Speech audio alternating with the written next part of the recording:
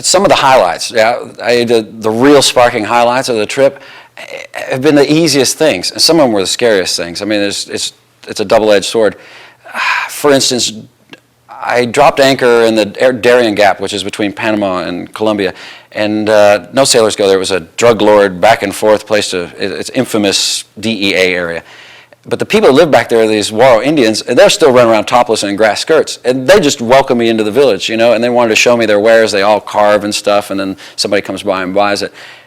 And then you're invited to the house. And for example, another time, and I'll jump around, in Solomon Islands, I was paddling in my kayak, and this family waved me in, and they had dressed up the youngest girl in the village of 5 huts and 5 families. I think she was about 17. And the girls had thrown all their best clothes on her, and the grandfather introduced me. Now, at the same time, the kids are looking at my white plastic kayak and poking at it. They hadn't seen plastic before, and the compass was the most high technology they've ever seen in their life. They didn't even know what it was and how it worked. In Kiribati, we ended up, a friend of mine was sailing, we ended up with a family, and we ended up spearfishing every day to feed this family. They weren't starving, but they weren't getting the fish outside of the reef because everybody was afraid of sharks. And that came back to haunt me with my spearfishing when I finally got nipped in a handful of stitches in Australia.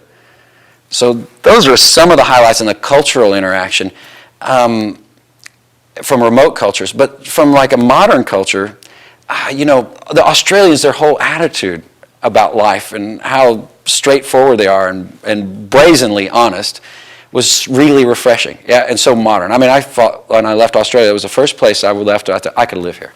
Yeah, and I could be comfortable with these people. I mean, and I like their accents. As I got up to Indonesia and Micronesia, the population, the density was really intense for me. Yeah, and I was thinking, there's no way I could live in this. And it's a bit of a sterile interaction environment. Everybody's just, it seems like at a verge of survival. South Africa was like that in a whole different level. It was a racial tension where you felt like you were hunted. You can't go out at night. I mean, you felt like there was a predator culture and then a survival culture out there.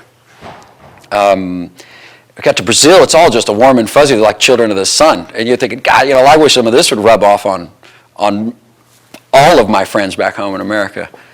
I got to the Caribbean, and parts of it were warm and parts of it weren't, but it was all transplanted cultures from the slave trade and then the influences of the French and the Germans and the Dutch and the Americans. So there was a very new cultures. It wasn't the old cultures. So each one was different, and each one was charming in its own way. Each one has drawbacks in its own way. But it gave me a sense where I can look at my own culture now optimistically and realistically. And I don't feel like I have to defend, the nuances of our culture. I feel like I can defend it, but I don't feel like I have to.